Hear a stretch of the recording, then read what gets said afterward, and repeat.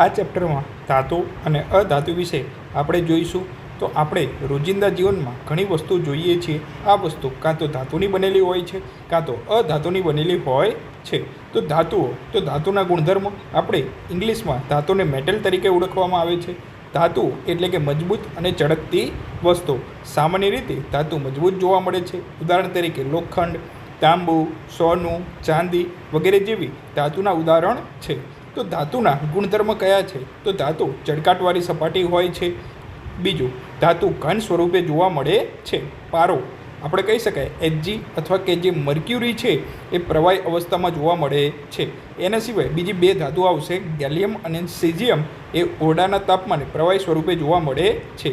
ગરમી અને વીજળીના સારા વાહક છે, એટલે કે વિદ્યુતના સારા વાહકો હોય છે। ટીપી શકાય તેવા અને ખેંચી શકાય તેવા હોય છે।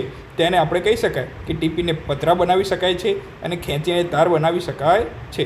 સોનાના 1 ગ્રામ સોનામાંથી 2 કિલોમીટર લાંબો તાર બનાવી શકાય છે। તો વિદ્યાર્થી મિત્ર, જે ધાતુ છે એના ઉપયોગો જોઈએ તો લોખંડનો ઉપયોગ મકાનો અને પુલ બનાવવા માટે થાય છે।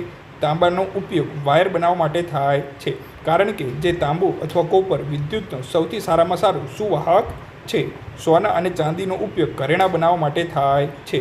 આપણે જે સોનું હોય છે એ 24 કેરેટનું હોય છે, પરંતુ જે સામાન્ય રીતે વળી જાય છે તેને મજબૂત અને કઠણ બનાવવા